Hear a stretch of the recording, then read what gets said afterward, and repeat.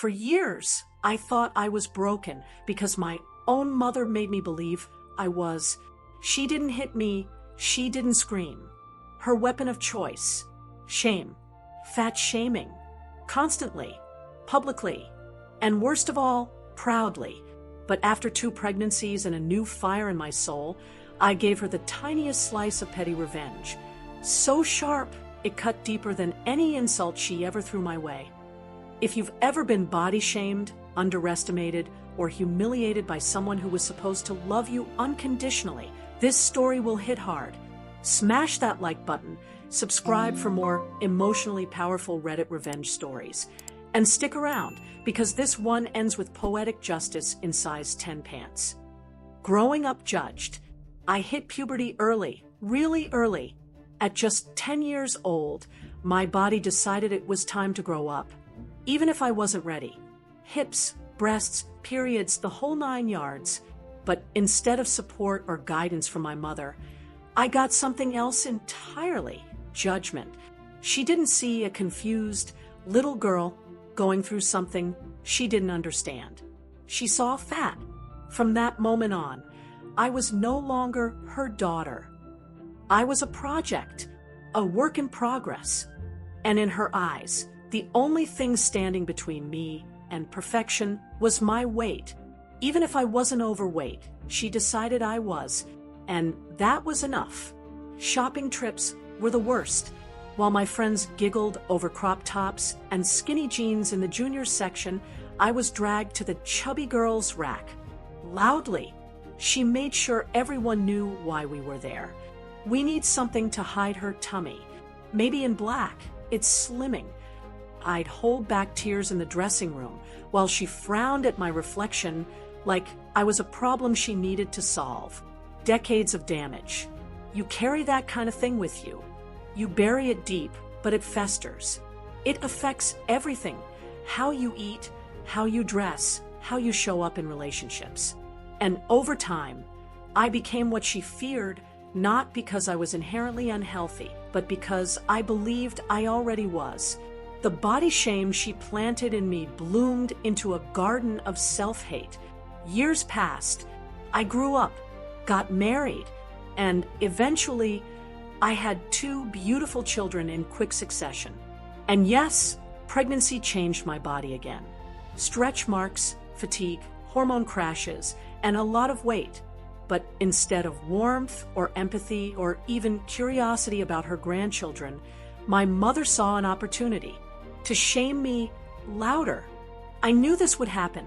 She'd tell relatives. She always had a problem with food. At family dinners, she'd glance at my plate and say things like, "Do you really need seconds? You used to be so much prettier when you watched your figure." She'd even whisper things to my husband when she thought I wasn't listening. "You poor man. You married her at her best." Huh? He was furious, but I was numb. I'd spent a lifetime hearing this from her. The shame no longer shocked me, but it still burned. The breaking point. Then one day, something in me just snapped. It wasn't a dramatic scene or tearful confrontation. It was quiet, internal, a voice in my own head, barely a whisper. "You don't have to accept this anymore." I started running. Literally, I'd wake up early, lace up old sneakers, and run around the neighborhood before the world was awake. At first, I couldn't even make it to the end of the block without gasping. But I kept going. Day by day, my endurance built. My mind cleared. And yeah, my body started to change. Not because I hated it, but because I finally wanted to care for it. Changing, but still invisible to her. Here's the kicker. My mom didn't even notice. Even as the pounds melted away. Even as I went from wheezing upstairs to signing up for local 5 Burmese chots. She still saw the old me. Or maybe she chose to. She never once complimented me. Never asked how I was doing it. In her mind, I was just stuck in place, forever a disappointment. But my clothes were telling a different story. My size 14 work pants were now so loose they bunched up at my waist like clown trousers. So I had them tailored, down to a size 10. And then, even those became too big. One day on a whim, and maybe out of something a little petty, I brought those now too large pants to my mom. I handed them to her with a smile and said, "These don't fit me anymore. Do you want them?" She looked stunned. You see, my mother had always taken pride in being a slim size 14.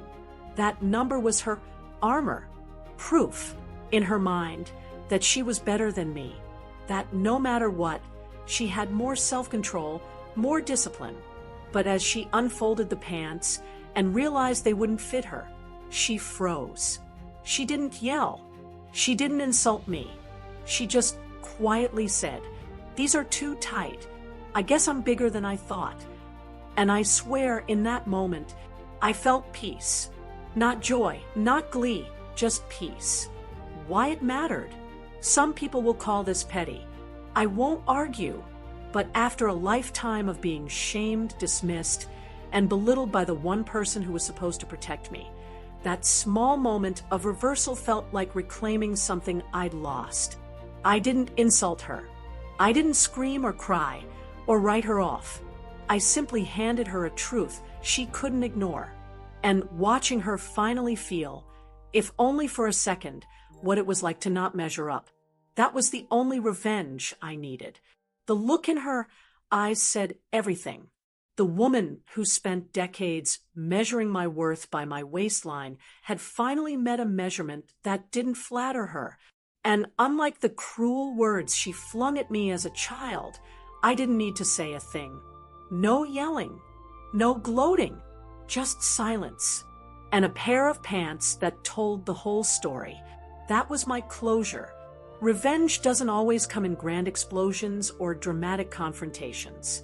Sometimes it's as quiet as watching someone choke on their own pride. And sometimes that silence is louder than any scream you could ever throw back at them. To anyone healing from body shame, especially when it comes from family, you are not alone, and you are not broken. If this story gave you chills, hit that like button and let us know in the comments. What's the most satisfying revenge you've ever witnessed or dreamed of?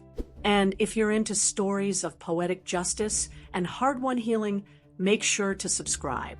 We post weekly, and each story reminds you, silence can be strength and healing can be the ultimate comeback.